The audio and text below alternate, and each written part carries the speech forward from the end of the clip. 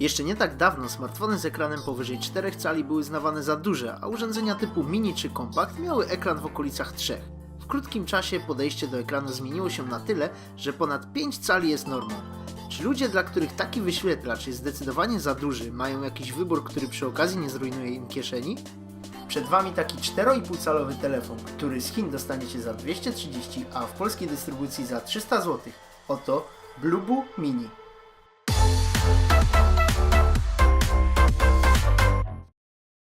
Skupmy się na chwilę na nazwie.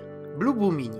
Mini sugeruje, że będzie to mały telefon. I jeśli spojrzymy na wyświetlacz, to wszystko się zgadza. 4,5 calowy ekran, czyli takiej wielkości jak w np. serii Compact od Sony. Jednak cała ta otoczka małego telefonu znika, gdy porównamy go z np. takim Nexusem 5. Nexus ma 5-calowy ekran, a jest praktycznie takich samych rozmiarów co Mini i do tego jest cieńszy. Dobra, jest to inna klasa urządzeń, ale jak na dłoni widać, że 4,5-calowy Mini przez swoją budowę jest wielkości telefonów z ekranem 5 cali. Blubu Mini stara się ukrywać swoją skrajną budżetowość wyglądem. Elementy udające metal, czy tylnia klapka, którą dostaniemy w 4 różnych kolorach, została pokryta ciekawą teksturą. Niestety jakikolwiek czar pryska, kiedy weźmiemy ten telefon w dłoń.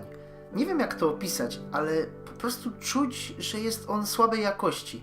Kiedy trzymamy telefon, czujemy, że plastiki, z których został wykonany, są naprawdę niskiej jakości. I okej, elementy są dobrze spasowane i podczas korzystania z niego nic nie trzeszczy, ale nadal te poczucie taniości pozostaje. Przyciski, które umieszczono na prawej krawędzi, mają dobrze wyczuwalny skok, ale osobiście wolałbym, żeby przyciski głośności i blokowania były rozdzielone, bo przy obecnym ułożeniu często zdarzało mi się ściszyć telefon zamiast go zablokować. Blubu nie zdecydowało się na przyciski ekranowe. Zakładam, że po to, żeby nie tracić już małej przestrzeni roboczej, więc pod wyświetlaczem mamy 3 niepodświetlone przyciski pojemnościowe. Blubu, tak jak chyba wszyscy chińscy producenci, uparło się, że przyciski te będą odpowiedzialne za menu, home i powrót. Nadal nie potrafię pojąć wciskania tego menu, tym bardziej, że grafika tego przycisku ewidentnie sugeruje ostatnie aplikacje, a tak, żeby się do nich dostać, musimy przytrzymać przycisk home. Główna kamera została umiejscowiona standardowo z tyłu telefonu, ale niestety odstaje ona ponad klapkę. Problem ten uwidacznia się, jeśli weźmiemy pod uwagę wspomnianą przeze mnie jakość plastiku, bo już po pierwszych dniach użytkowania miałem zarysowaną osłonę aparatu. Najwidoczniej w ramach oszczędności swojego miejsca nie znalazła tutaj dioda powiadomień. 4,5-calowy wyświetlacz w Blubu Mini, tak jak i reszta telefonów, wykonany jest z plastiku.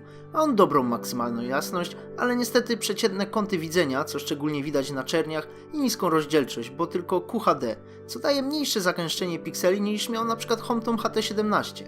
Zazwyczaj nie wspominam o ilości wykrywanych punktów dotyku, ale w tym przypadku nie mogę tego pominąć. Blubu wykrywa tylko 2 palce i nie byłoby to dużym problemem, gdyby nie to, że jeżeli dotkniemy ekran na jednym poziomie 2 palcami, to nacisk zostanie wykryty pomiędzy nimi. Szczególnie uciążliwe jest to przy pisaniu na klawiaturze, bo wymaga to od nas spokojnego i cierpliwego wklepywania literka po literce. Raczej nikogo nie zaskoczę mówiąc, że tak tani telefon jak Blubu Mini nie obsługuje łączności 4G. Mamy za to 2 sloty na karty SIM i 1 na karty pamięci, podobno do 256 GB. Blubu Mini jako telefon jest poprawny i nie wybija się ponad inne telefony z tej półki cenowej. Jakość rozmów telefonicznych jest akceptowalna. Zarówno ja, jak i druga strona słyszeliśmy się dość wyraźnie, choć z wyraźnym metalicznym pogłosem, czy to podczas rozmowy normalnie przy uchu, czy w trybie głośno mówiącym.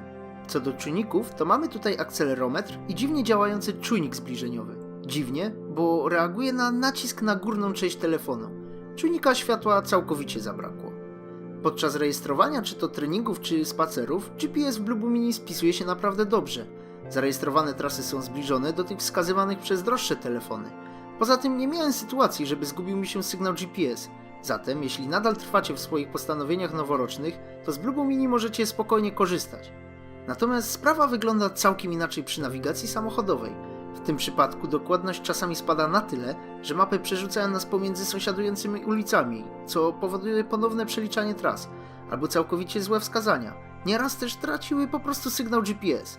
Zatem na nawigacji Blubu Mini nie można polegać. Mini wyposażono w 4-rdzeniowy procesor Mediateka, taki sam jak w Ligu M5 oraz 1 GB RAMu. Powiem, że jako osoba zdecydowanie przeciwna telefonom z 1 GB RAMu, to zostałem przez Blubu pozytywnie zaskoczony. System działał naprawdę sprawnie, Na pewno dużo lepiej niż w recenzowanym ostatnio HT17. Aplikacje uruchamiały się dość szybko i można było przełączać się nawet pomiędzy kilkoma z nich w tle. Problemem natomiast może być dla części osób tylko 8 GB pamięci wewnętrznej. Jeśli chodzi o gry, to mamy tutaj taką samą sytuację jak we wszystkich testowanych przeze mnie telefonach. Jeżeli gra ma bardziej wymagającą grafikę, to chrupnie nie raz i nie dwa. Blueboom Mini otrzymujemy z prawie niezmodyfikowanym Androidem 6.0 na pokładzie. W czasie korzystania z telefonu dostałem jedną aktualizację, która naprawiła brak możliwości ustawiania jasności, ale też wyczyściła mi całkowicie telefon, więc uważajcie przy aktualizacjach. Do zmiany w systemie Blueboom Mini poszedł oczywiście launcher. W tym przypadku Blueboom zaserwowało nam coś, co nazywa się Phoenix Launcher. Phoenix Launcher jako typowy Chińczyk nie posiada szuflady aplikacji, ale żeby wspomóc nas w walce z bałaganem na pulpicie, daje możliwość automatycznego sortowania aplikacji w foldery. Działa to dość sprawnie. Ekran główny w Mini korzysta również z popularnego ostatnio zagospodarowania skrajnie lewego ekranu. W tym przypadku mamy dostęp do 4 ostatnio używanych aplikacji, lokalizowania przystanków, bankomatów itp., którego nie mogłem zmusić do pracy, oraz agregat newsów. Wiadomości otwierane są w wersji skrojonej na ekran telefonu i wygodnie się z tego korzysta. Pobierane artykuły są podzielone na kilka kategorii, których niestety nie można przestawić czy zmienić. Tym bardziej, że jedna z nich to Hot Women. Ekran główny daje nam możliwość wyboru jednego z 6 tematów, które dobieramy za pomocą aplikacji Beauty Center. Ale jest jedna rzecz, o której Blueboom nam nie mówi, a mianowicie taka, że Beauty Center w dowolnych momentach wyświetla pełnoekranowe reklamy. I okej, można je pominąć przyciskiem cofnij, ale pewnie większość z Was się ze mną zgodzi, że jeżeli w opisie telefonu podczas kupowania nie ma informacji, że zgadzamy się na wyświetlanie nam reklam, to instalowanie tego typu aplikacji, nazwijmy to po imieniu, szkodliwych, jest po prostu niedopuszczalne.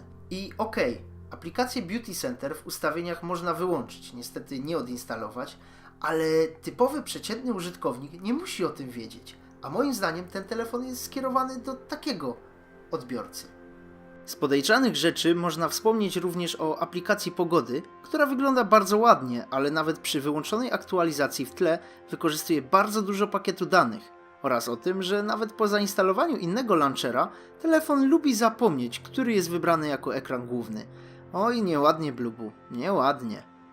Główny aparat w Blueboom ma matrycę o wielkości 5 megapikseli, a przedni 2. Do obsługi tych 2 kamer służyć nam będzie niestety standardowa mediatekowa aplikacja aparatu, która nadal straszy swoim interfejsem. Wygląd można by wybaczyć, gdyby zdjęcia były dobrej jakości. A jak to jest w przypadku Mini? No, aparat w Blueboom mnie nie zaskoczył. Zdjęcia są niskiej jakości, a przy słabych warunkach oświetleniowych zdjęć nie zrobicie. Jednak w przeciwieństwie do Blueboom Picasso, model Mini ma taką cudowną opcję, jaką jest łapanie ostrości, więc nada się do robienia notatek pod postacią zdjęć. W skrócie dostajemy to, za co płacimy.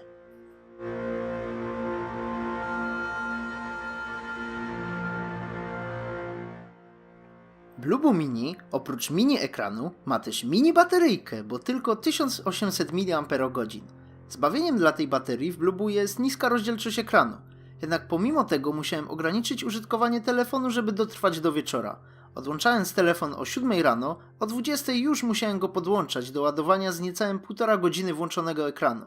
Niestety w takiej mini baterii czas ładowania jest bardzo maxi, bo od 0 do setki rozpędza się w aż 3 godziny. Przez mniej więcej pierwszy tydzień testowania Blueboom Mini miałem wyrobioną opinię. Telefon z małym ekranem, pewnymi brakami, ale jak na cenę, którą producent sobie życzy, pozycja godna polecenia komuś, kto nie chce wydać fortuny na telefon, a do tego potrzebuje mniejszego ekranu. Niestety potem pojawiły się te reklamy i nie wybaczyłbym sobie, gdybym komukolwiek polecił telefon, który bezczelnie rzuca użytkownikowi w twarz takimi reklamami. To nie jest model jak w Amazonie, gdzie wiemy z góry, że dostajemy tańszy telefon w zamian za oglądanie reklam.